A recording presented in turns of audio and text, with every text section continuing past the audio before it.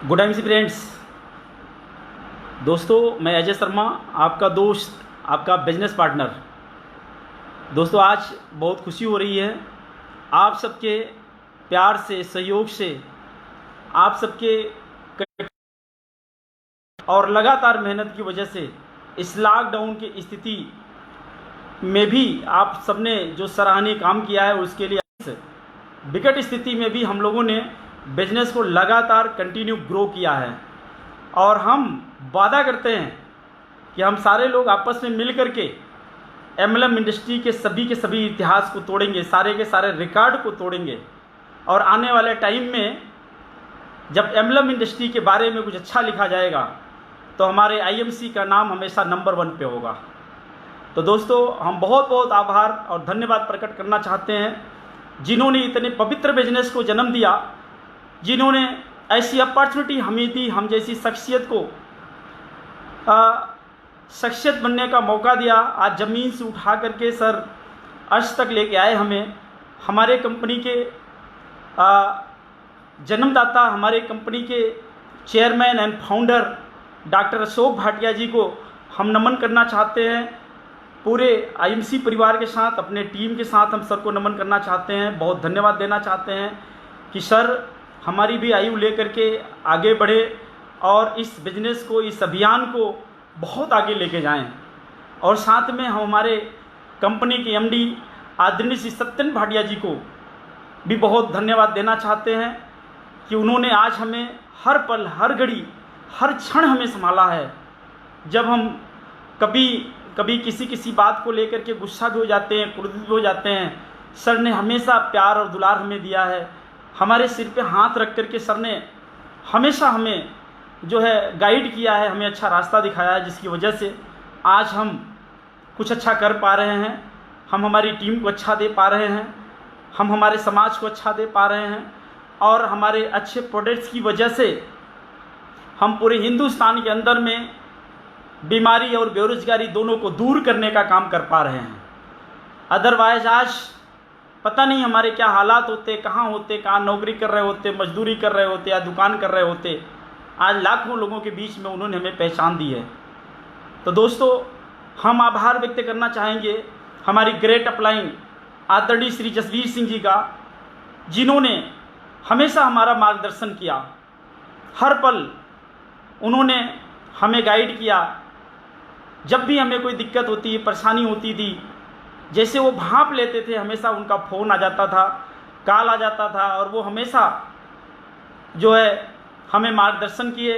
हम उनका भी बहुत बहुत आभार करना चाहते हैं, धन्यवाद देना चाहते हैं कि इतनी बड़ी अपॉर्चुनिटी उन्होंने दी। और आज इस अपॉर्चुनिटी की वजह से, आप सबके प्यार और सहयोग से, हमारे कंपनी का एक बेहतरीन लेवल जो सीनियर क्राउन प्रेसिडेंट का है, इस विपरीत परिस्थिति में भी हम लोगों ने रिकॉर्ड तोड़ काम किया और काम करने के बाद इस लेवल को हासिल किया। और इस लेवल को हासिल करने से आज जो हमें खुशी है, उस खुशी को हम आप लोगों के बीच व्यक्त करना चाहते हैं और आप सबको बहुत बहुत सारा धन्यवाद देना चाहते हैं। और भगवान से प्रार्थना करते हैं, हे प्रभु, हे ईश्वर, आप जो है हमारे टीम से जुड़े हुए, हमारे आईएमसी परिवार से जुड़े हुए हर शख्स को इतनी ताकत दें, इतनी हिम्मत दें, इतनी एजुकेशन दें, इतनी सहनशीलता दें कि हर कोई हमारे कंपनी के कोहिनूर क्राउन प्रेसिडेंट का खिताब हासिल करने की हिम्मत करे और उसे हासिल भी करे। दोस्तों, आज हम आपको अपने बारे में थोड़ा सा बता देना चाहते हैं कि मैंने जब अपनी एजुकेशन पूरी की, हमने जब पढ़ाई कंप्लीट की, तो पढ़ाई कंप्लीट करने के बाद हर इंसान अपनी ज़िंदगी में 2 पैसे कमाने के चक्कर में पड़ता है। मुझे भी इच्छा हुई कि पैसा बनाना चाहिए और इस पैसे को बनाने के लिए हमने हर संभव कोशिश की।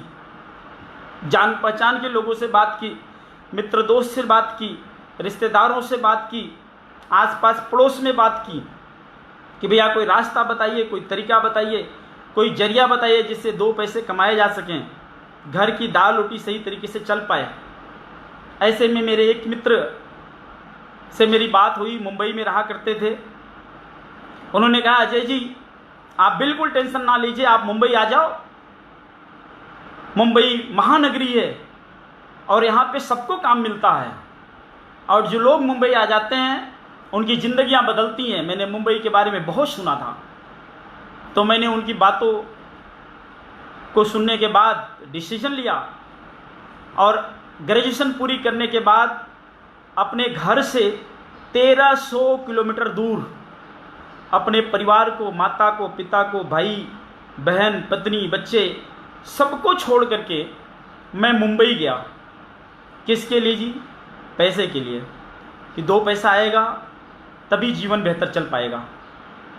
मैं मुंबई गया और मुंबई जाने के बाद मैंने वहाँ पे पहले दिन अपने मित्र के साथ गुजारे और सेकेंड डे, दूसरे दिन हम अपने मित्र के साथ एक कंपनी के अंदर में गए। वो कंपनी का नाम था TPR कंस्ट्रक्शन, ठक्कर पालन एंड रसिक कंस्ट्रक्शन कंपनी। उस कंपनी के अंदर में जाने के बाद कंपनी से मालिकान से मेरी मुलाकात हुई, बातचीत हुई और बातचीत के बाद कंपनी के मालिक ने मुझे वहाँ पे काम पे रख लिया। मेरी एजुकेशन के आधार पे, मेरी नॉलेज के आधार पे उन्होंने मेरी सैलरी निर्धारित करी। और आपको जान करके आश्चर्य होगा, ये जो अजय शर्मा आज आपसे बात कर रहा है, उस टाइम में इस अजय शर्मा की वैल्यू, इसकी औकात जो है केवल महज 2500 रुपये महीने से मापी गई थी। और मरता क्या ना करता, हम 1300 किलोमीटर दूर मुंबई गए। मेरे पास कोई चारा नहीं था। मैंने 2500 रुपये महीने की नौकरी करी उस कंपनी में। हर रोज़ 8 घंटे काम हम वहाँ करा करते थे। साथ में एक फाइनेंस कंपनी थी, उसके अंदर हम RD FD डेली का कलेक्शन भी करा करते थे। और काम करने के बाद 8 घंटे की ड्यूटी करने के बाद वापस आते थे तो घाटकोपर के अंदर में एक कंप्यूटर सेंटर है, अपेक्स कंप्यूटर सेंटर। उसके अंदर हमने कुछ दिन बाद एडमिशन भी ले लिया कि हम कुछ कंप्यूटर सीख लें, कोई थोड़ी नॉलेज बढ़ जाएगी तो हमारी सैलरी बढ़ जाएगी। तो हमने उसको भी स्टार्ट कर दिया। 3 महीने की हमने जो है वहाँ पे फीस अदा की। 8 महीने मैंने मुंबई के अंदर में गुजारे थे। 3 महीने की फ़ीस कंप्यूटर इंस्टीट्यूट के अंदर दिए। हमने 1 महीने कंप्यूटर पढ़ाई की थी और वो 8वां महीना था। उसी महीने में हमारे साथ घर में कुछ ऐसी घटना घटी। पिताजी सीढ़ियों से चढ़ रहे थे, अचानक वो फिसल के नीचे आए, उन्हें भयानक चोट लग गई। घर में अफरा तफरी मच गई। मजबूरी में मुझे आनन फानन में डिसीजन लेना पड़ा और मैं घर वापस आ गया। वापस जब मैं आ रहा था, रास्ते में बहुत मुझे पीड़ा हुई, बहुत तकलीफ़ हुई कि हे भगवान, किस बात की तकलीफ़ आप मुझे दे रहे हैं? मैंने क्या किसी का बिगाड़ा हुआ है? ऐसी कौन सी मैंने गलती की हुई है? क्यों ऐसा हो रहा है मेरे साथ? मुश्किल से 2500 रुपये महीने की नौकरी मिली, वो भी रास नहीं आई। घर में इतनी बड़ी प्रॉब्लम आ गई। रास्ते में आ रहे थे तो मुझे अचानक एक स्टोरी याद आई। एक बार एक सज्जन ने मुझे सुनाई थी, आपको हम शेयर करना चाहते हैं। एक बार 2 मित्र पैदल रास्ते से चले जा रहे थे। वो अचानक एक बगीचे के किनारे पहुँचे तो उन्होंने देखा कि बगीचे के अंदर में एक बेर का पेड़ था। उस बेर के पेड़ में छोटी छोटी बेर लगी हुई थी और बगल में खेत था, खेत में फसल लगी हुई थी और उस खेत में कोहड़ा यानी कद्दू की खेती हुई थी। तो उसमें बड़े बड़े कद्दू के फल लगे थे और बेर के पेड़ में छोटे छोटे बेर लगे हुए थे। तो एक मित्र ने दूसरे से कहा कि यार देखो, भगवान की भी इतना अक्ल नहीं है, भगवान भी बहुत नाइंसाफ़ी कर जाता है, गलती कर जाता है। तो दूसरा मित्र करता है, नहीं, भगवान जो करता है वो अच्छे के लिए करता है। पहला मानने के लिए तैयार नहीं होता। दूसरा पूछता है, आखिर बता तेरे को इतनी प्रॉब्लम क्यों है, ऐसी गलतफहमी तेरे को क्यों है? तो पहला वाला उसको बोलता है कि देख यार, भगवान को अकल इसलिए नहीं है, इतना बड़ा कद्दू, इतना बड़ा ये क्या कहते हैं कोहड़ा जो है, इन्होंने मजबूत से तने के पेड़ में, खेत में, कमज़ोर टहनी के अंदर में लगा दिया और इतने मोटे पेड़ के अंदर में, इतने मजबूत पेड़ के अंदर में छोटे छोटे बेर लगा दिए। यहाँ भगवान से बहुत बड़ी गलती हो गई। भगवान को ये बड़ा वाला फल इस मजबूत पेड़ में लगाना था और ये छोटा वाला फल उस छोटे पतले और कमज़ोर तने के अंदर में लगाना था। यहाँ गलती हो गई भगवान से। तो दूसरा बोलता है कि नहीं नहीं, भगवान ने किया है तो इसके अंदर कोई कारण होगा, कोई रीजन होगा। तो पहला मानने के लिए बिल्कुल तैयार नहीं था। तो दूसरा कहता चल तेरी बात हम मान लेते हैं, कोई बात नहीं, चलो चलते हैं। तो बगीचे में से वो अंदर से जाने लगे तो बेर के पेड़ के नीचे से जैसे ही निकले, अचानक उनके सिर पे, जो पल्ला वाला जीरा कर रहा था उसके सिर पे इतना बड़ा छोटा सा बेर उसके सिर पे आके गिरा। अब वो ऐसे ऐसे करके टच करके सर को सहला रहा था। तब तक दूसरे ने पूछा, यार क्या हुआ? कहते यार बेर गिर गई। तो दूसरा उसको समझाता है, जरा सोच कि अगर आज भगवान वो बड़ा वाला कद्दू अगर इस बड़े पेड़ के अंदर लगाए होते और वो तेरे सिर पे गिरता तो क्या होता। दोस्तों, उनकी प्लानिंग किसी को पता नहीं होता। जब मैंने ये स्टोरी मेरे ध्यान में आई तो हमने सोचा कि शायद ईश्वर को कुछ अच्छा मंजूर होगा। उन्होंने बुला लिया मुझे वापस घर। हम संतोष करके घर आए। घर आने के बाद धीरे धीरे करके हालात सही हुए, पिताजी ठीक हो गए, स्थितियाँ ठीक हो गई। लेकिन मन में मैंने सोचा, यार इन चंद पैसों के लिए परिवार को छोड़ के बाहर जाना ये कहीं ठीक नहीं है। तो हमने कुछ पैसे जुटाए, पिताजी से हेल्प ली, परिवार से, आसपास पड़ोस से मैंने कुछ हेल्प ली और एक दुकान हमने खोली हार्डवेयर की। ईश्वर को कुछ और मंजूर था, दुकान अच्छी नहीं चली, जैसे तैसे चल रही थी, दाल रोटी बढ़िया मेंटेन नहीं हो रही थी। तो लोगों ने मुझे सलाह दी कि यार जब दुकान नहीं चल रही तो इसको बंद करके कुछ और करो। तो हमने कहा बस क्या किया जाए इस टाइम में। तो मैंने उस दुकान को चेंज किया और उसी जगह पे मैंने फ़ोटो स्टूडियो की दुकान खोली। उसका नाम रखा अर्जेंट फ़ोटो स्टूडियो। उसी रूम के अंदर में उसको मैंने लंबे टाइम तक चलाया।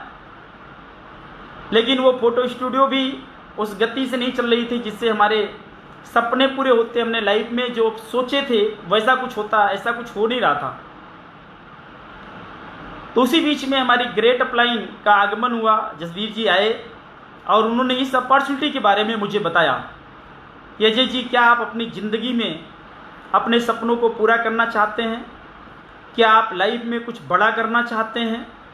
क्या आप ज़िंदगी में बड़ी गाड़ियाँ मेंटेन करना चाहते हैं? क्या आप अच्छा घर मेंटेन करना चाहते हैं? क्या आप विदेश यात्रा जाना चाहते हैं? क्या आप पूरे हिंदुस्तान का भ्रमण करना चाहते हैं? क्या आप पूरे समाज के अंदर में, पूरे हिंदुस्तान के अंदर में अपनी एक अलग पहचान बनाना चाहते हैं? तो मैं बड़े ध्यान से उनको देखता रहा। हमने कहा, सर सुबह सुबह क्या मजाक कर रहे हो आप? तो उन्होंने कहा, नहीं मैं मजाक नहीं कर रहा हूँ, मैं सीरियस बात कर रहा हूँ। हमने कहा, सर कैसे हो सकता है? तो उन्होंने कहा, मेरे पास एक बहुत शानदार बिजनेस है। तो हमने कहा कि सर बहुत अच्छी बात है आपके पास बिजनेस है, लेकिन बिजनेस से हमारे सपने कैसे पूरे हो सकते हैं? मेरे मन के अंदर में सवाल आया कि बिजनेस है, इसका मतलब इसके अंदर पैसा लगाना पड़ेगा। पैसा मेरे पास है नहीं।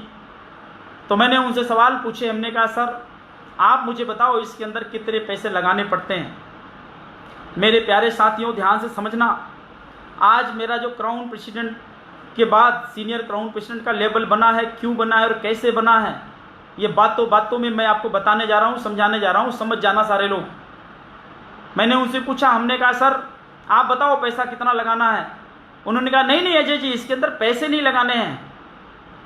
तो मैंने सोचा कि पैसा नहीं लगाना है, इसका मतलब कोई छोटा मोटा आलतू फालतू काम होगा। तो मैंने उनसे दूसरा सवाल पूछा। हमने कहा, सर आप मुझे बताओ इसके अंदर कमाई कितनी हो सकती है? तो उन्होंने कहा, अजय जी इसके अंदर आप लाखों रुपए महीने कमा सकते हो। तो मुझे अंदर अंदर हंसी आई। हमने सर से कहा, हमने कहा सर क्या सुबह से लेके अब तक आपको कोई उल्लू बनाने के लिए नहीं मिला था? हमने बचपन से सीखा था, जाना था कि अगर आपको हजारों कमाने हैं तो लाखों लगाने पड़ते हैं, लाखों कमाने हैं तो करोड़ों लगाने पड़ते हैं। अब अचानक ये आकर मुझे बोलते हैं पैसा भी नहीं लगाना है और लाखों रुपए महीने कमाओगे। ये डाइजेस्ट नहीं हो रहा था हमें। लेकिन मैंने उनसे कहा कि चलो ठीक है, आप मुझे बताओ आपकी बात को हम मान कैसे लें कि ये आएगा।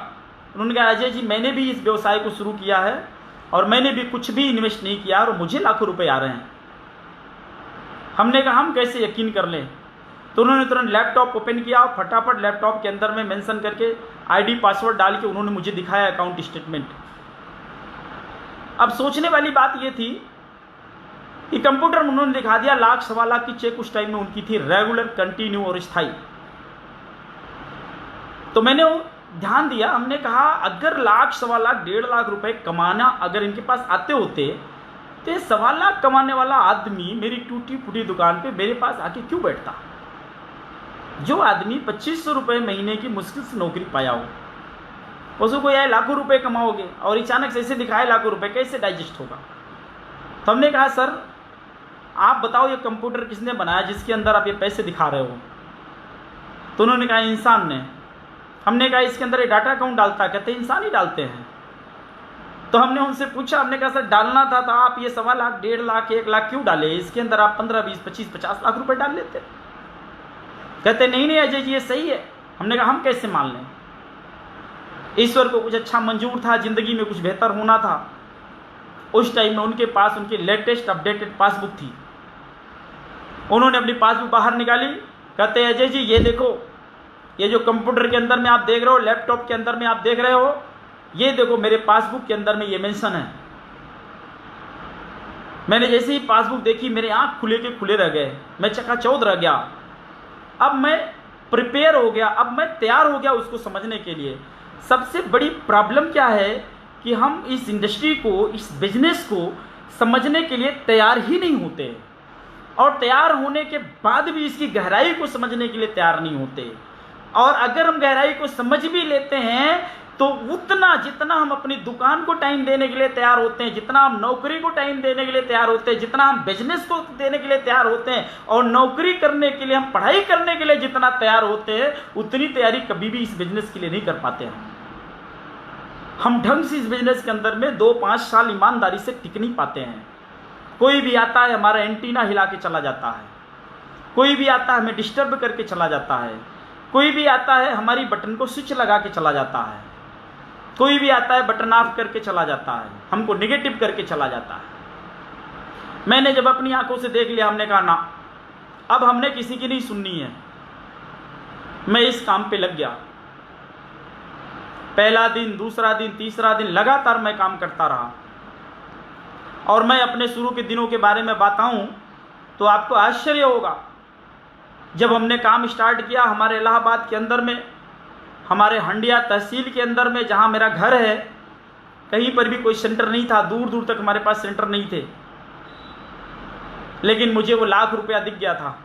तो मैंने सोचा 2500 कमाने के लिए मुंबई जा सकता हूँ, तो लाख रुपए कमाने के लिए लुधियाना क्यों नहीं जा सकता? मेरी अपलाइन ने कहा कि अजय जी आप एक बार आओ, कंपनी देख के जाओ।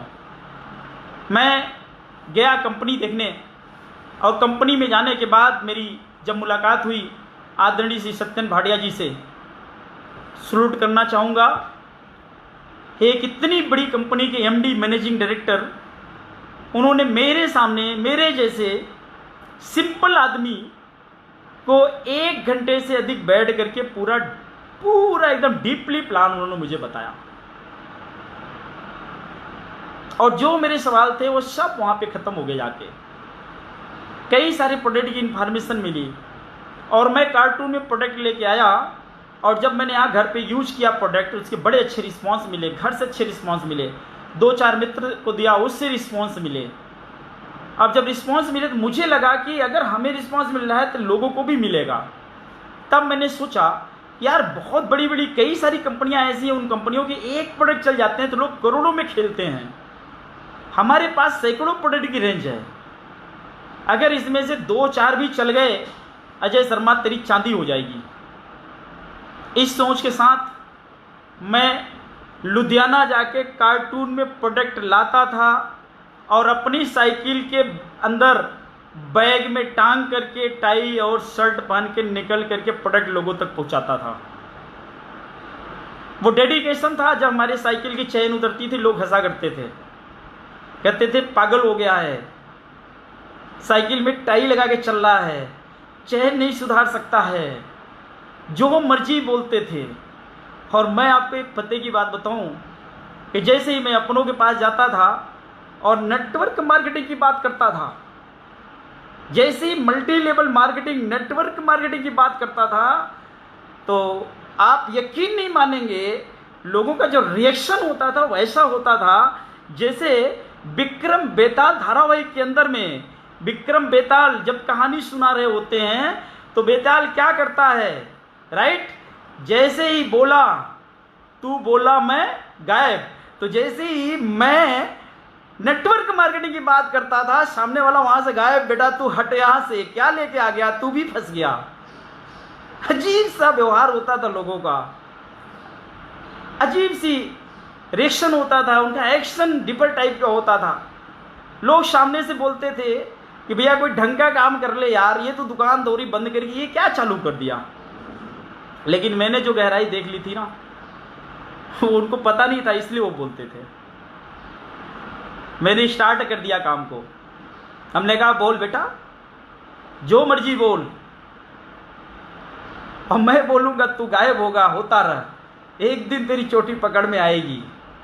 और धीरे धीरे करके हम इस काम को करते गए करते गए करते गए करते गए करते गए। 1 से 2, 2 से 4, 4 से 8, पहले महीने पे आउट आई, बड़ा मन खुश हुआ, 900 रुपया। दूसरे महीने फिर पे आउट आई, तीसरे महीने फिर पे आउट आई, चौथे महीने फिर पे आउट आई। लगातार मेरी इनकम धीरे धीरे धीरे धीरे करके बढ़ती गई। और 1 साल काम करने में मुझे पता नहीं चला साल के 365 दिन कब निकल गए। और जब 1 साल बीता तो मेरी पे आउट लगभग 1 लाख के आसपास हो चुकी थी। मेरी ज़िंदगी के अंदर में बदलाव आने चालू हो चुके थे। और वो महीना था जनवरी का। सत्यन सर के यहाँ घर में खुशी आई थी, बेटा आया था रोनो, तो उनकी लोहड़ी का कार्यक्रम था 2014 में। उसमें सर ने हमें इनवाइट किया, हम वहाँ गए, हमने पार्टी खूब एंजॉय किया। दूसरे दिन हमारे मित्र वेद प्रकाश ओझा जी, उनके साथ हम घर वापसी किए। रास्ते में एक भयानक एक्सीडेंट, कानपुर के पहले अकबरपुर में हाईवे पे भयानक एक्सीडेंट हुआ। कार बुरी तरह से क्षतिग्रस्त हो गई। हम लोग बिल्कुल मूर्छा की अवस्था में। जैसे तैसे दूसरे दिन मेडिसिन वगैरह लेने के बाद हल्का राहत महसूस हुई। कार हम लोगों ने ठिकाने लगाई एजेंसी के अंदर। घर वापस आए, MRI करवाया। पीछे से 3 हड्डियाँ हमारी, 2 हड्डियाँ D3 D4, ये माइनर ब्रेक थी। MRI में रिपोर्ट आई तो डॉक्टर ने कहा भैया ये बेल्ट लगा लो और 3 महीने 2 महीने तक घर में रहो, मूवमेंट मत करो, सिर मत हिलाओ, आराम से बैठो। दोस्तों मैं आपको बता दूं, शब्दों से बता नहीं सकते कि इस बिजनेस ने मुझे क्या दिया है और आपको क्या मिल सकता है। वो दौर था, 3 महीना मैं घर पे रहा। पहले महीने जनवरी महीने में मकर संक्रांति के बाद मैंने कोई काम नहीं किया और मेरी पे आउट बढ़ गई, 1 से 1.25 लाख के आसपास चली गई। दूसरे महीने मैंने फिर काम नहीं किया, बेल्ट लगा था, बेड रेस्ट पे थे, मेरी पे आउट फिर बढ़ गई, 1,29,000 के आसपास हो गई। तीसरे महीने मार्च महीने में सत्यन सर ने एक सेमिनार दिया था इलाहाबाद में, उसको मैंने केवल अटेंड किया था, मीटिंग नहीं की थी, कुछ नहीं किया था, केवल अटेंड किया था। तीसरे महीने मेरी पे आउट फिर बढ़ गई।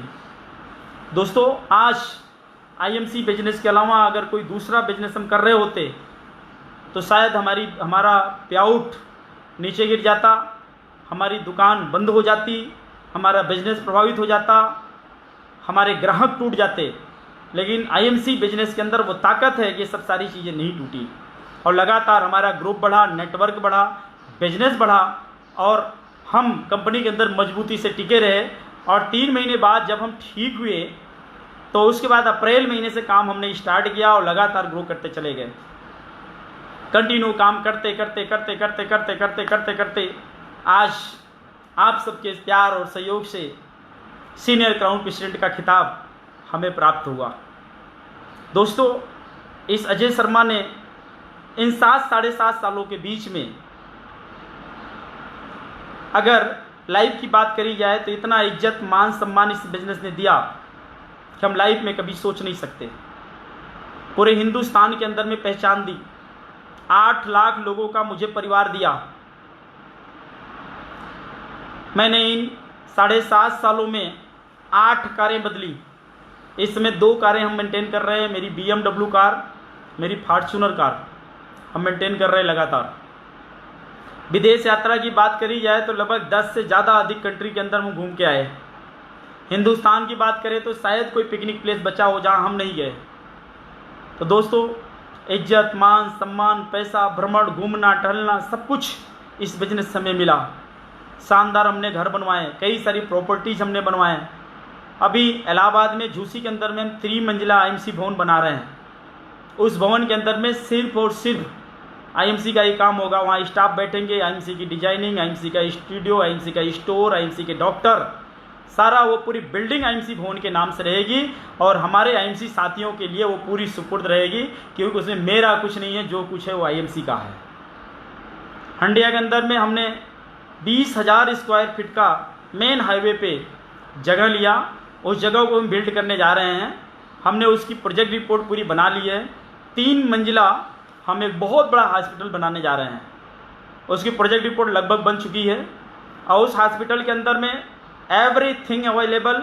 अगर उसके अंदर कोई आदमी घुस गया तो रेस्टोरेंट, जनरल स्टोर से लेकर के मेडिकल स्टोर से लेकर के ऑपरेशन थिएटर, हर प्रकार की जांच, हर प्रकार के डॉक्टर, मतलब कुछ भी ऐसी चीज़ नहीं उसके अंदर नहीं रहेगा।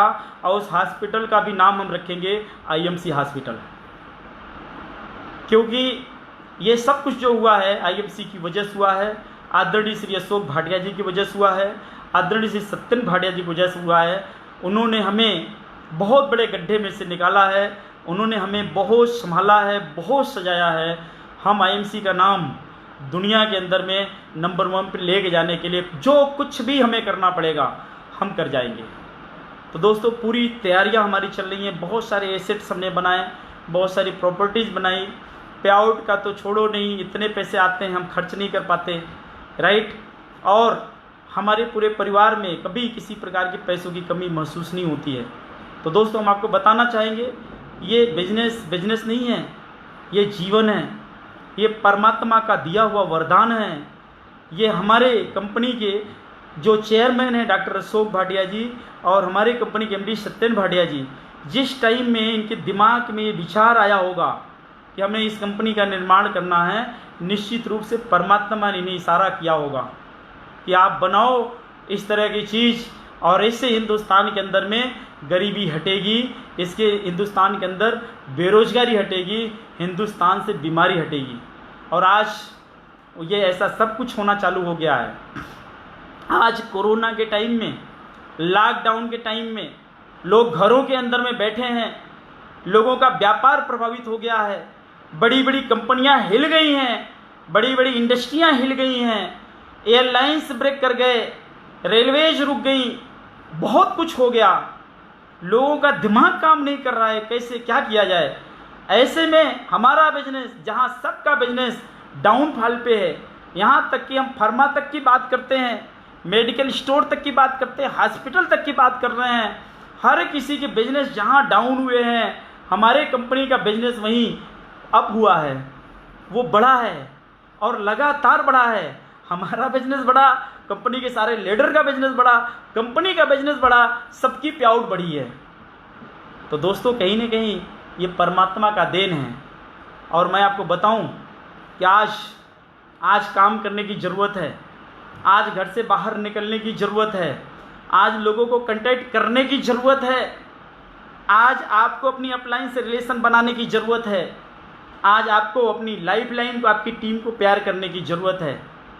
दोस्तों, आज आप लग जाओ, मजबूत रिलेशन बनाइए अपनी टीम के साथ, अपनी अपलाइन के साथ, अपनी कंपनी के साथ, अपने मैनेजमेंट के साथ, कंपनी के एमडी के साथ। मैं रियल बताता हूँ, अगर मुझ जैसे इंसान की ज़िंदगी बदल सकती है तो हर शख्स जो आईएमसी के अंदर आया है, हर इंसान की ज़िंदगी बदल सकती है। एवरी पर्सन, हर किसी की लाइफ के अंदर में चेंजेज आ सकते हैं। हर कोई जो है अपने अंदर परिवर्तन ला सकता है।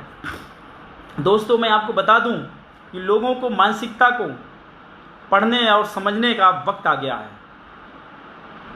एक लीडर्स की मानसिकता को पढ़ने और समझने का वक्त आ गया है। दोस्तों, आज काम करने का समय आ गया है। आज आपको अपनी ताकत दिखाने का वक्त आ गया है। दोस्तों, मैं आपको बताना चाहता हूं कि जैसे टीम का लीडर होता है, लीडर कमांडो होता है, लीडर हर परिस्थिति में खड़ा रहता है। कमांडो हर हालात में खड़ा होता है। कोई भी देश कब आक्रमण करे उसे पता नहीं होता, लेकिन हर हालात, हर परिस्थिति, हर स्थिति में खड़ा होता है। हर चैलेंज को स्वीकार करने के लिए खड़ा होता है। किसी को पता नहीं होता कब लॉकडाउन आएगा, कब युद्ध होगा, कब मिसाइल चलेगी, कब गोली चलेगी, किसी को पता नहीं होता। लेकिन लीडर कमांडो हमेशा खड़ा होता है, हमेशा अपनी जगह टिका होता है। उसके इरादे मजबूत होते हैं, उसकी सोच स्ट्रांग होती है। वो हर परिस्थिति को, हर चैलेंज को चेज करने का इरादा रखता है, साहस रखता है। आज आपको ज़रूरत है, आज आप सबके अंदर एक लीडर की ताकत डेवलप करने की ज़रूरत है, एक कमांडो की ताकत आपके अंदर लाने की ज़रूरत है। आपको अपने अपलाइन और लाइफ लाइन के बीच का रिलेशन स्ट्रॉन्ग करने की ज़रूरत है, क्योंकि एक टीम, क्योंकि एक नेटवर्क, क्योंकि एक संगठन ही बड़ी से बड़ी चीज़ों को चुनौती दे सकता है।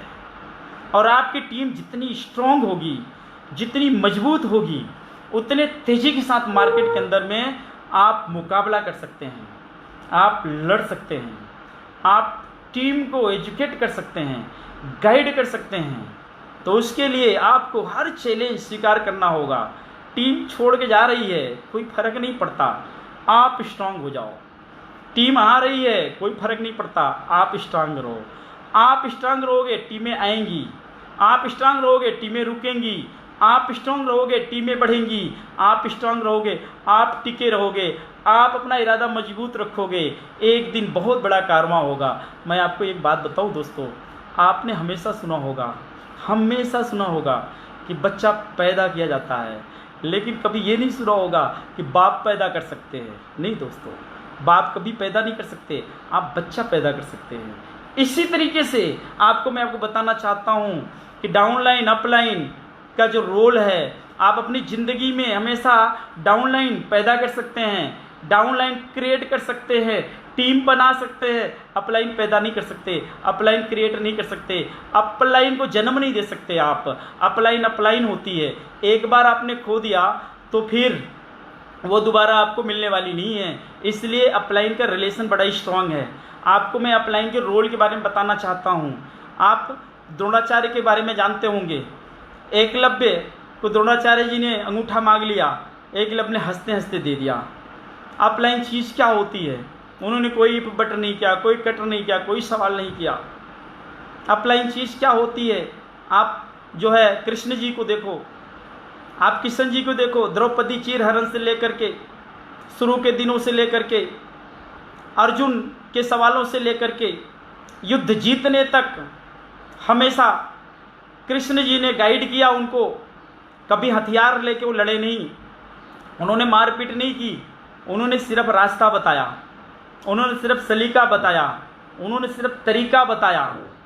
और आपको मैं बताऊं, जिस टाइम में ये लोग युद्ध जीत गए, पांडव लोग युद्ध जीतने के बाद जब ये सारे के सारे पांडव धृतराष्ट्र के पास वापस आए मिलने के लिए, युधिष्ठिर जी गए आशीर्वाद लिए, भीम भी गए आशीर्वाद लेने के लिए। जैसे धृतराष्ट्र जी उनको मिलने की इच्छा किए, भीम आगे बढ़े, किशन जी पीछे से रोक दिए। भीम बोल सकते थे, किशन जी मतलब अपलाइन, उन्होंने इशारा कर दिया, भीम रुक गए। वो सवाल कर सकते थे, अभी क्यों रोक रहे हो भैया, हमें आशीर्वाद ही तो लेना है। लेकिन नहीं, अपलाइन ने कहा बेटा रुको, वो रुक गए, कोई सवाल नहीं किया। उनके मन के अंदर कोई भाव ऐसा नहीं आया कि हम तो पूरा युद्ध जीत के आए, अब तो दुर्योधन मारा जा चुका, उनके सहस्त्र पुत्र मारे जा चुके, सब कुछ हमने जीत लिया, सब कुछ हो गया, अब धृतराष्ट्र हमारा क्या बिगाड़ेंगे, बोल सकते थे। लेकिन ना, उन्होंने इशारा किया रुक जाओ, तो भीम जी रुक गए। फिर उन्होंने इशारा किया कि वहाँ पे एक भीम काय मूर्ति पड़ी हुई थी, उन्होंने इशारा किया मूर्ति लेके आओ, तो भीम जी मूर्ति उठा के लाए, बगल रख लिए। तो उन्होंने कहा अब मिलो, तो भीम जाके उनसे आशीर्वाद लिए।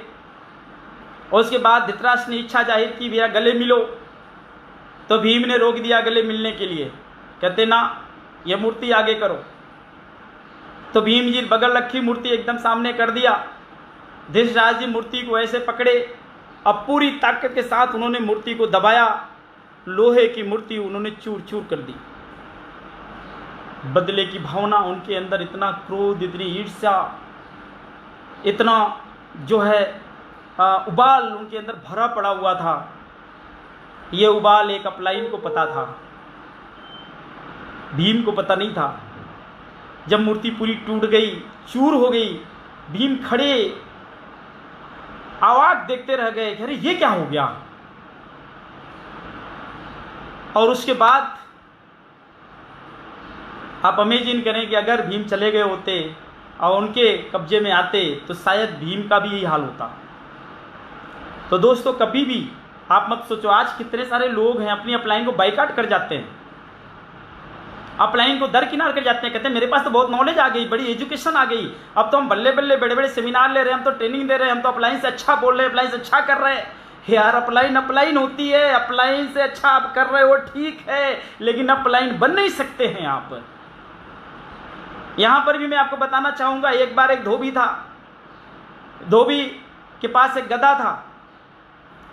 धोबी बार बार गधे के ऊपर जो है लादी ढो ढो के थक गया था। कहता है कोई अच्छा विचार मन के अंदर में आए, कोई अच्छा बिजनेस समझ में आए, क्या किया जाए क्या किया जाए।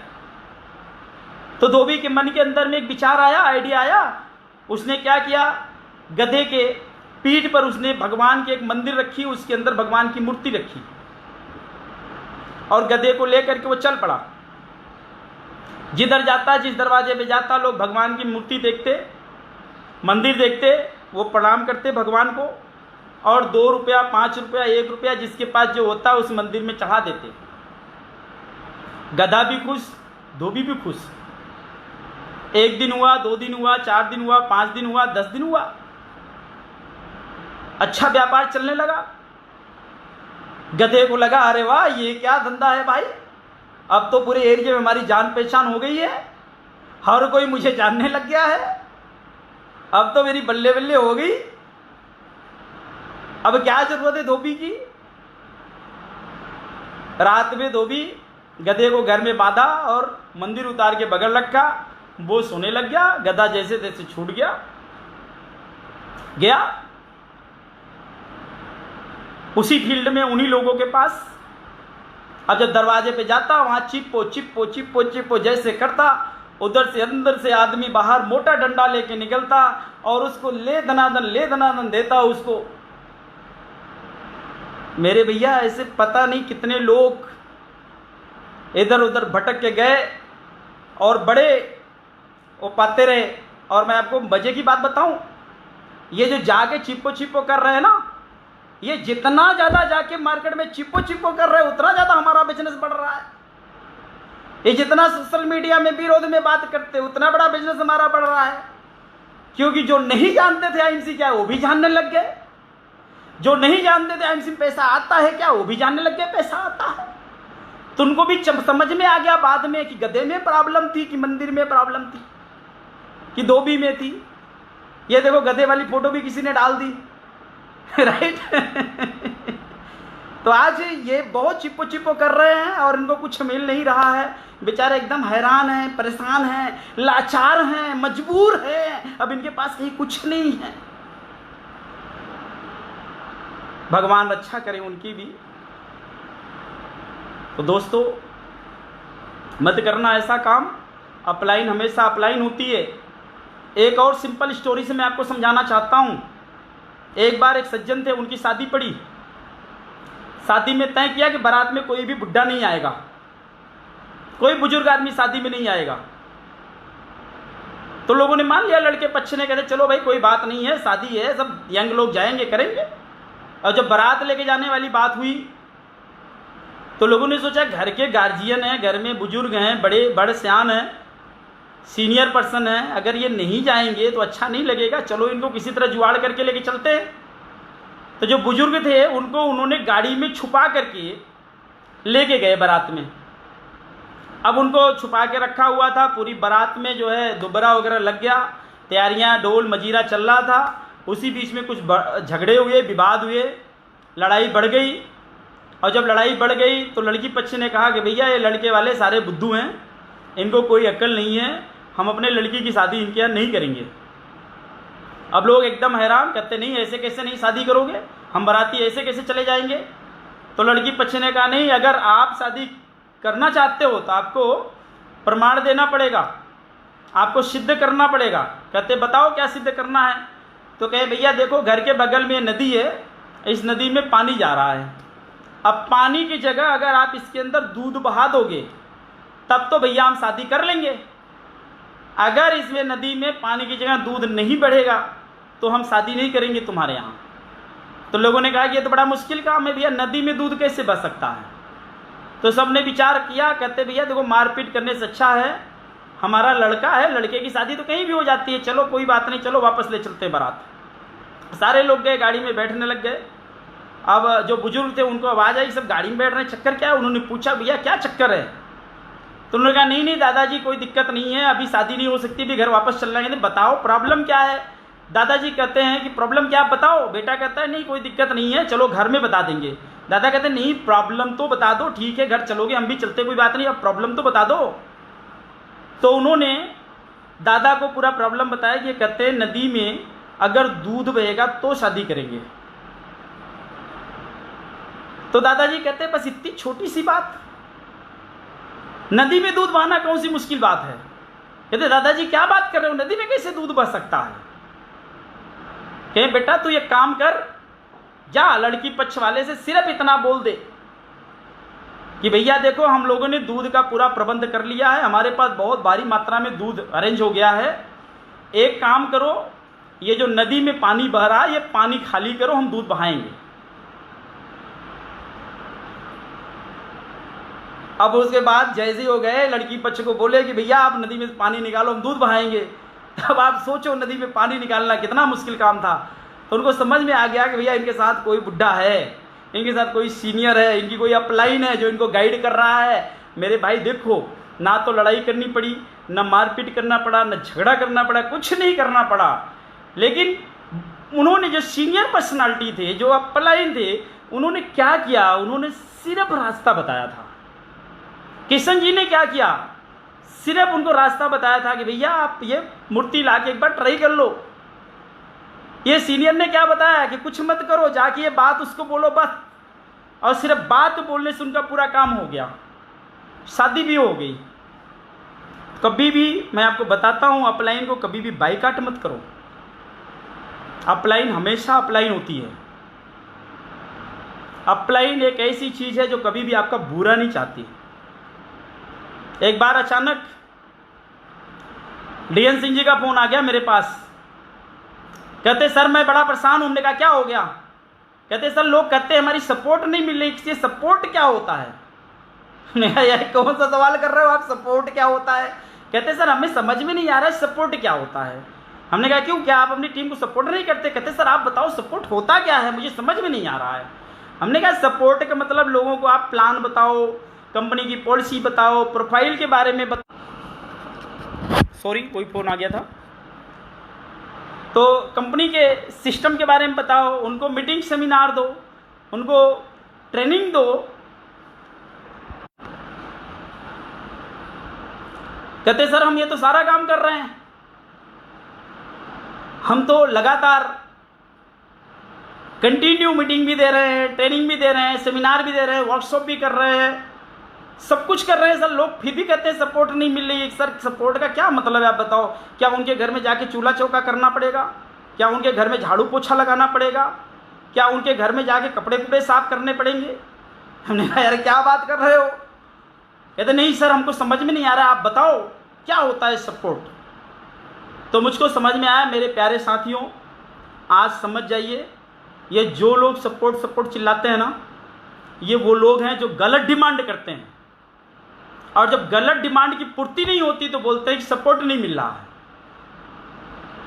गलत डिमांड कैसे करते हैं, कहते सर आप मेरी एक लेग चला दो, मेरी दूसरी भी चला दो, मुझे पैसे दे दो, मुझे गिफ्ट दे दो,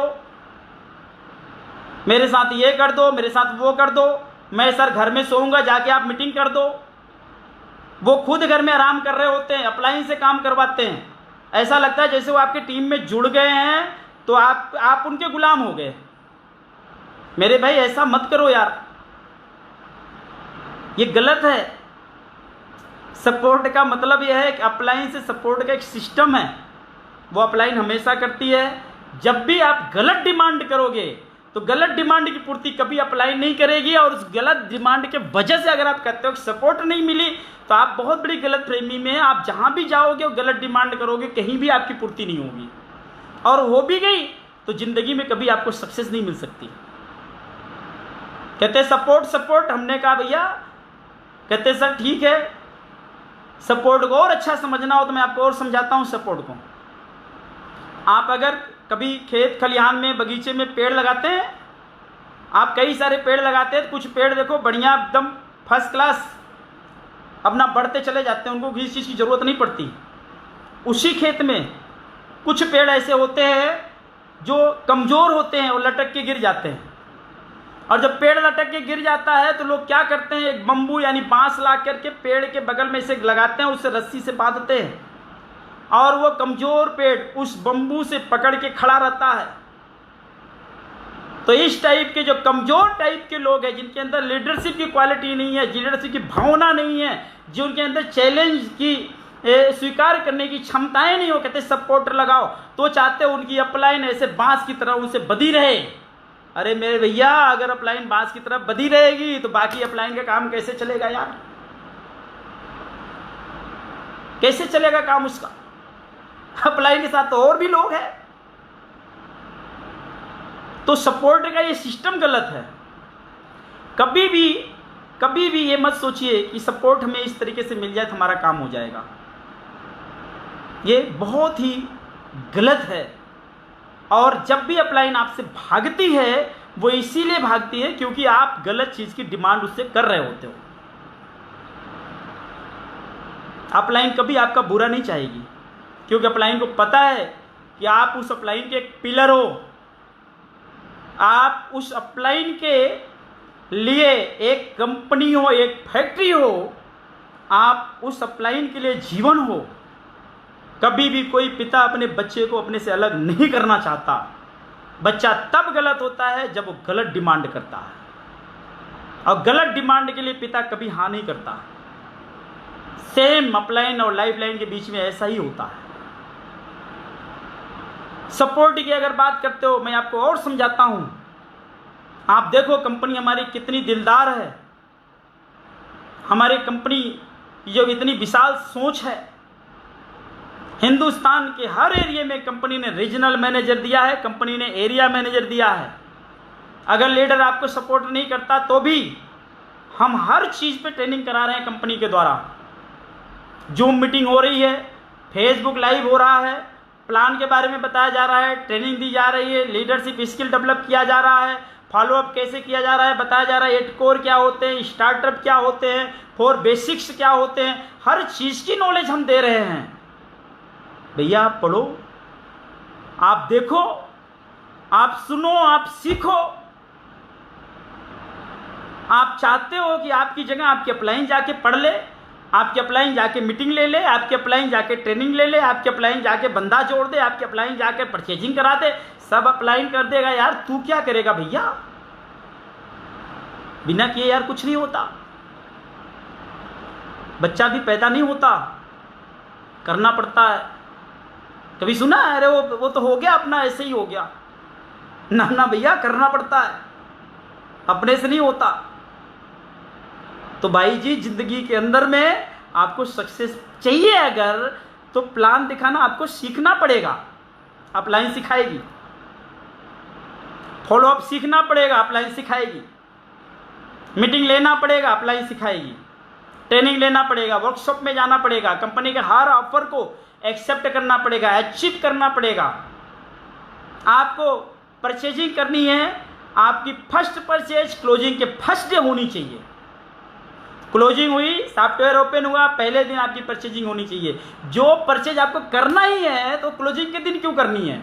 वो पहले दिन करके देखो एक बार, मेरी बात मान करके। आप पहले हफ्ते के अंदर परचेजिंग, अगर एवरी पर्सन, जो लोग एंड में परचेज करते हैं, अगर पहले महीने के अंदर परचेज करो, आपकी लगभग 80% बिजनेस आपका पहले हफ्ते आ जाएगा। और एंड में एंड में आप सब लोग अपना लेवल हासिल कर सकते हैं। हर किसी का लेवल अपग्रेड हो सकता है, हर किसी का बिजनेस बढ़ सकता है, हर कोई कंपनी में टॉप लेवल को अचीव कर सकता है। मैं आपको बता रहा हूं मेरे भैया, आपको कोहिनूर क्राउन प्रिंस बनने में ज़्यादा वक्त नहीं लगेगा। लेकिन अगर आप सपोर्ट के चक्कर में पड़ोगे, आप बंबू के सारे बद जाओगे मेरे भैया, वहीं बदे रह जाओगे। और मैं आपको सच बता रहा हूं, कभी जाके देखो, जिस खेत खलिहान में बंबू से जो पौधा पकड़ के जो है बांधा रहता है ना, वो कभी भी वृक्ष नहीं बन पाता, और बाद में जिंदगी भर वैसे खड़ा रहता है, उसका विकास रुक जाता है, डेवलपमेंट रुक जाता है, क्योंकि वो दूसरे के सहारे हो गया। डेवलपमेंट चाहिए, अपना अंपायर खड़ा करो, अपने पैर मजबूत करो, राइट। अब आप जो है अपने आप को स्ट्रॉन्ग करो, तब जाके आपका काम होगा, तब जाके आप फतेह हासिल करोगे। कोहिनूर बनने के लिए आपको 16 लेके चलानी है। अपलाइन 1 2 5 चला सकती है, 16 नहीं चला सकती है। उसके लिए आपको खुद काम करना पड़ता है। और जिनकी 1 लेग चलती है ना, उनकी 1 लेग उनके अपलाइन की वजह से चलती है, उनकी वजह से नहीं चलती है। और जो आदमी 1 चलाने की क्षमता रखता है, वो 2 भी चला लेगा, 3 भी चला लेगा, 10 भी चला लेगा, चल जाएंगी, कोई दिक्कत नहीं है। तो दोस्तों, लग जाइए काम पे, लगातार मीटिंग, सेमिनार, ट्रेनिंग, इन सब चीज़ों पे काम करो आप। और मैं आपको बता दूं, आपकी जानकारी के लिए, हमारी कंपनी ने इतना बेहतरीन ऑफर दिया हुआ है, मज़ा आ गया एकदम से। केवल 5 आउटलेट आप ओपन कराओ, ओनली 5 आउटलेट, केवल 5 आउटलेट आप ओपन कराइए।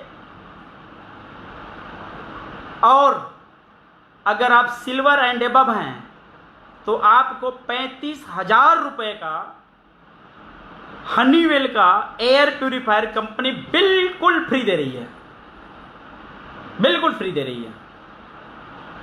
हमारी टीम से एक बंदे का फोन आया, वो सिल्वर स्टार थे, कहते सर हमारी टीम में एक बंदा 20% है, कहता है 5 मैं करा दूंगा, मुझे क्या मिलेगा। हमने कहा भाई डोनेट कर दे। अगर 20% वाला बंदा कहता है 5 मैं खुलवा दूंगा, उतनी हिम्मत कर रहा है, तेरे को मिलेगा, डोनेट कर दे। किसी भी सिल्वर एंड एबव के टीम के अंदर में 5 आउटलेट अगर नया खुलता है तो 1 एयर प्यूरीफायर, 10 खुलेगा तो 2, 15 खुलेगा 3, 20 खुलेगा 4, ये मल्टीप्लाई है, जितना आप करोगे उतना मिलेगा। तो आप अपनी टीम के अंदर में दिल खोल के बोल दो बेटा कर लो। और आपके टीम में कुछ ऐसे भी आएंगे जो 5 नहीं कर पाएंगे, 4 किया है, कोई 2 किया है, कोई 1 किया है, तो आपको तो वैसे भी मिल जाएगा। मौका है आपके हाथ में, अपॉर्चुनिटी आपके पास है, टूट पड़ो काम के अंदर में। एक सज्जन का मेरे पास फोन आया, कहते सर ये कंपनी जो है फंड लेने के लिए 30,000 क्यों कर दी। हमने कहा क्यों। कहता नहीं सर ये गलत हो गया, 30,000 से बिजनेस डाउन हो जाएगा। हमने कहा तुम्हारा हो जाएगा चाहे किसी का हो ना हो। कहते सर क्या बात कर रहे हो। हमने कहा तू बातें ऐसी कर रहा है। कंपनी ने ऑफर दिया है 15,000, 20,000, 20,000 क्वालिफाइड सुपरस्टार, 15,000 साइड बिल्डिंग के कंपनी ने ऑफर दिया है। ये प्लान का हिस्सा नहीं है, पहले इसको अपने दिमाग में डाल लीजिए आप। कंपनी ने यह कहा है कि भैया आप अगर मेंटेन करते हो, हम आपको डिफरेंस दे रहे हैं, हम आपको लीडरशिप बोनस दे रहे हैं, हम आपको और सारी फैसिलिटीज़ दे रहे हैं, डिस्काउंट दे रहे हैं, सब कुछ दे रहे हैं। लेकिन अगर आपको एक चीज़ केवल फंड लेना है तो एज पर एक्चुअल प्लान कर लो, और कुछ नहीं करना है। एज पर एक्चुअल प्लान क्या मुश्किल है उसमें। ऐसा तो कंपनी ने ज़्यादा कर लो, ज़्यादा नहीं करना है, एज पर एक्चुअल प्लान कर लो। वो भी साइड बिल्डिंग करने की जरूरत नहीं है आपको। अगर सिल्वर गोल्ड है 15,000 करो, सिल्वर गोल्ड नहीं ऊपर है तो भी नहीं करना है। एज पर एक्चुअल प्लान कर लो, क्या दिक्कत है भैया। अगर आप नहीं करते बाकी चीज़ तो आपको मिल ही रही है। तो अगर आपको कुछ ज़्यादा एक्स्ट्रा लेना है, थोड़ा ज़्यादा तो करना बनता है ना।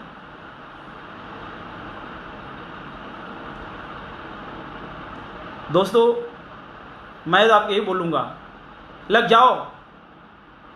मेरा एक पहला दिन था जब मैंने इस बिज़नेस को शुरू किया था, और आज का दिन है। मैं कभी भी एक दिन रुका नहीं। हर रोज़ फ़ोन घुमाओ टीम को, लोग घरों के अंदर में बैठे हैं उनको गाइड करो, कि मेरे भैया अपने जितनी लिस्टें हैं उनको बाहर निकालो, हर किसी को फ़ोन करो, आप हर रोज़ घर में बैठ के 2 3 4 ज्वाइनिंग लगाइए, उनको बोलिए वो अपने नियर में जो सेंटर है वहाँ पे जा कर के सामान को परचेज करें। और लोग अगर जा कर के सामान को प्रॉपर परचेज करना चालू कर देंगे तो आपका बिजनेस अपने आप बढ़ेगा। और आपके लिए, हमारे लिए, सबके लिए बहुत खुशखबरी की बात यह है कि अभी कंपनी ने हमारे सारे सेंटर में इतना माल भर दिया है कि 2 महीना तक आप सेल करोगे वो माल ख़त्म नहीं होने वाला है।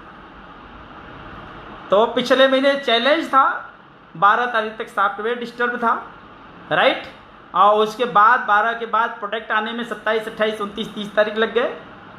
उसके बावजूद हम लोगों ने बड़ा बिजनेस किया। हम जो है मई महीने की अपेक्षा जून महीने में, जो मई में जितना बिजनेस किए थे उससे 60 लाख बिजनेस वैल्यू अधिक क्लोज किए। कंपनी का कई करोड़ का बिजनेस अधिक क्लोज हुआ, कई सारे लीडर्स के बिजनेस क्लोज हुए बढ़ करके, बावजूद उसके कि 12 तारीख तक साइट नहीं चली और प्रोडक्ट नहीं थे। अभी तो प्रोडक्ट की बल्ले बल्ले है, मैं बता रहा हूँ पूरा धमाल मचा देंगे, कोहराम मचा देंगे, मार्केट के अंदर हिला देंगे लोगों को। और जो चिप्पो कर रहे हो वो सब आपके पास वापस आएंगे। भैया मिलो सबको, सारे वापस आएंगे आपके साथ। तो दोस्तों आप लोगों से मिल करके, बातें करके बड़ा अच्छा लगा, बहुत खुशी महसूस हुई। अगेन हम आप सबको बहुत बहुत आभार देना चाहेंगे कि आज हमें जो ये लेबल मिला है सीनियर क्राउन प्रेसिडेंट का, ये इसमें मेरा कोई रोल नहीं रहा है, आप सबका सहयोग रहा है, आप सबका प्यार रहा है। और आप सबके प्यार सहयोग, सत्येंद्र सर के सहयोग से, हमारी अपलाइन जसवीर सर के सहयोग से, हमारे कंपनी के chairman and founder doctor Ashok Bhatia ji के सहयोग से, हमारे कंपनी की जो टीम मैनेजमेंट पूरी है उसकी वजह से, और हमारे जो एरिया मैनेजर हैं उन लोगों ने जो साथ दिया उसकी वजह से, हमारा जो सेल्स डिपार्टमेंट है, हमारा ग्रीवेंस डिपार्टमेंट है, हमारे कंपनी का कॉल सेंटर है, इन सारे लोगों के बेहतर सहयोग की वजह से आज ये सब कुछ संभव हो पाया है। तो हम सबको बहुत बहुत सारा आभार देना चाहते हैं, बहुत बहुत सारा जो है धन्यवाद देना चाहते हैं। और हमेशा हम आप सबके प्यार के आभारी रहेंगे। कृपया हमारे से कभी कोई छोटी मोटी या बड़ी गलती हो जाए तो हमें आप डायरेक्ट बोलिए, हमें क्षमा करें। और दोस्तों हमारे साथ मिल करके, हम आपके साथ, आप हमारे साथ मिल करके हम इस अभियान को बहुत बड़ा अभियान बनाएंगे और मार्केट के अंदर में कामयाबी का कोहराम मचाएंगे। अभी हम इलाहाबाद में मीटिंग अटेंड कर रहे थे, वहाँ पे एक लीडर, उन्होंने कहा सर आप पूंछ में आग लगाते रहो, हम पूरी लंका जलाते रहेंगे। तो दोस्तों आप टेंशन मत लो, हम आग लगाते रहेंगे, सारे क्राउड प्रेसिडेंट मिलकर के आप आग लगाते रहेंगे, आप लंका जलाते रहो, नेगेटिव लोगों की लंका जलाते रहो, उनको पॉजिटिव बनाते रहो और कंपनी के अंदर में कोहिनूर पे कोहिनूर पैदा करते रहो। बहुत बहुत सारा धन्यवाद, थैंक यू, गुड IMC, जय हिंद, जय भारत।